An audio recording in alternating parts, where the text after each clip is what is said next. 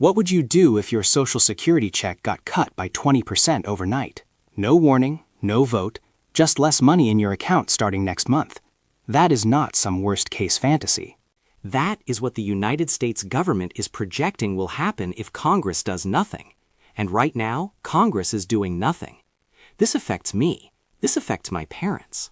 And if you are on Social Security, or have anyone in your family who is, this affects you too. Let me break this down in plain English, because the news makes it way more confusing than it needs to be. Social Security has two trust funds.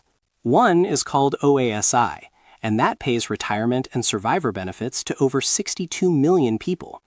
The other is called SSDI, and that pays disability benefits to over 8 million people. Here is where it gets real. The Retirement Trust Fund is projected to run out of money by 2033.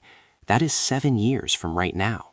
When that happens, the government can only pay out what it collects in payroll taxes from workers, and that is only enough to cover about 77 to 80% of your benefits. Let me put real numbers on this so you understand what we are talking about. If you are getting $2,000 a month right now from Social Security, and Congress does absolutely nothing, a 20% cut means you would get about $1,540 instead. That is $460 a month just gone.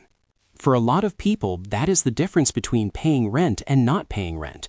That is groceries, that is medication, that is heat in the winter.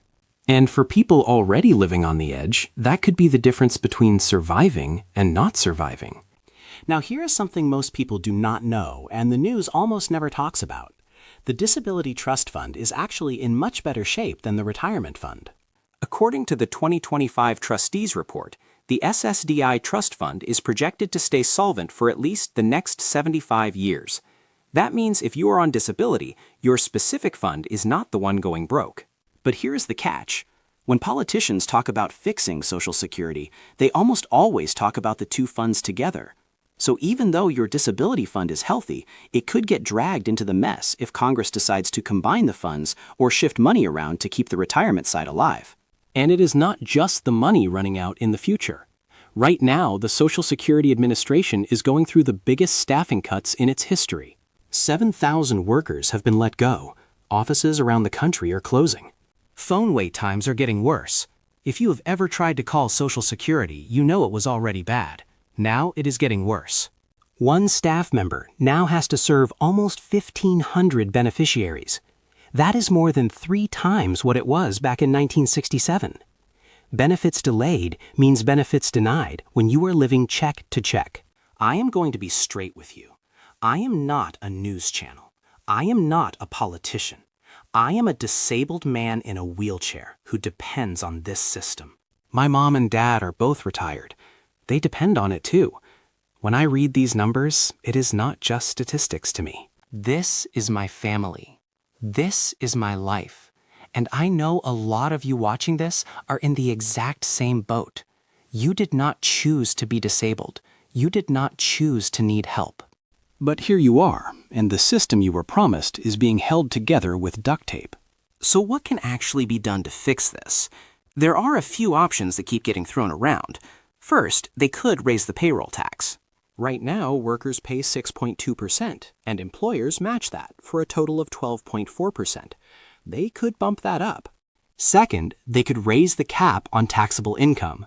Right now, only the first $184,500 of your income gets taxed for Social Security. Everything above that is untouched. Third, they could raise the retirement age. Or fourth, they could cut benefits. Most experts say the real fix will probably be some combination of all of these. But the longer Congress waits, the harder and more painful the fix becomes. Now, I want to be clear about something, because there is a lot of fear out there, and some of it is overblown. Insolvency does not mean Social Security disappears completely. It does not mean your check goes to zero. Even if Congress does absolutely nothing, you would still get about 77 to 80% of your benefits, because payroll taxes from current workers would still be coming in. That is not great. A 20% cut would be devastating for millions of people, but it is not the same as getting nothing. Do not let anyone scare you into thinking Social Security is going away entirely. That is not what the numbers say. So what can you actually do about this? First, know your numbers. Go to ssa.gov and check your benefit statement. Know exactly what you are getting and what you are entitled to. Second, contact your representatives. I know that sounds like something people just say, but Congress is the only body that can fix this. They need to hear from the people who will be hurt the most. Third, do not panic, but do plan. If you can save anything extra, do it. If you have family, talk to them about what the plan would be if benefits got cut. And fourth, stay informed. Follow what is happening with Social Security, because the decisions being made right now will affect your money for the rest of your life. Look, I am not going to pretend I have all the answers. I do not. But I know what it feels like to depend on a system that feels like it could pull the rug out from under you at any time. I know what it feels like to worry about whether your check is going to be there next month, and I know a lot of you know that feeling too. This channel is about being real. No politics, no spin. Just a guy in a wheelchair telling you what he sees and what he is going through. If this video helped you understand what is happening with Social Security, hit subscribe. I am going to keep covering this stuff because it matters. This is Rolling Disaster, and I will see you in the next one.